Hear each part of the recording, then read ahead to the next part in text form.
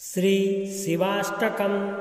प्रभुं प्राणनाथं विभुं विश्वनाथं जगन्नाथनाथं सदानन्दभाजं भवद्भव्यभूते सुरङ्गभूतनाथं शिवं शङ्करं शम्भुमे जानामीडे।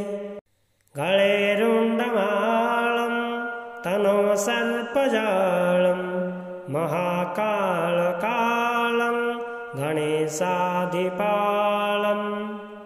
जटाजूटगङ्गो तरङ्गो विशालं शिवं शङ्करं शम्भुमे जानामीडे। मुदामाकरं मण्डनं मण्डयन्तं महामण्डलं भस्मभूषाधरतम् अनादिः पारं महामोहमारं शिवं शङ्करं शम्भुमे जानामीडे। तटोधोनिवासं महाटटहासं महापापनाशं सदा सुप्रकाशं गिरीशं गणेशं सुरेशं महेशं शिवं शङ्करं शम्भुमे जानामीडे। गिरिद्रात्मजासं गृहीतार्धदेहं गिरिसंस्थितं सर्वदा सन्नगेहं परं ब्रह्म ब्रह्मा देवी विद्यमानं शिवं शङ्करं शम्भुमे जानामीडे।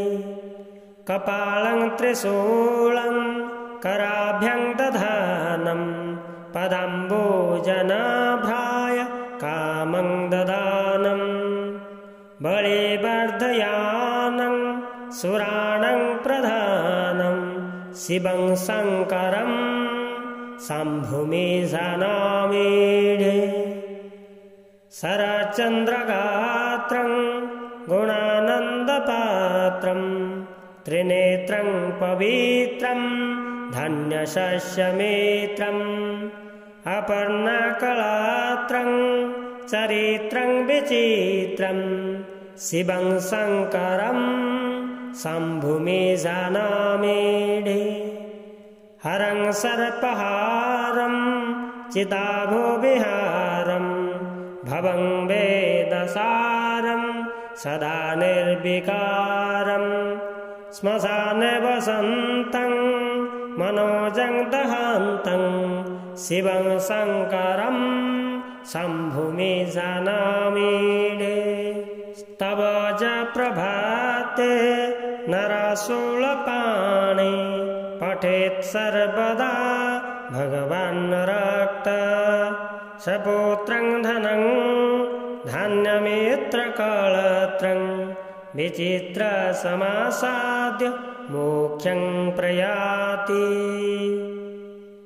इति श्री शिवाष्टकं सम्पूर्णम्।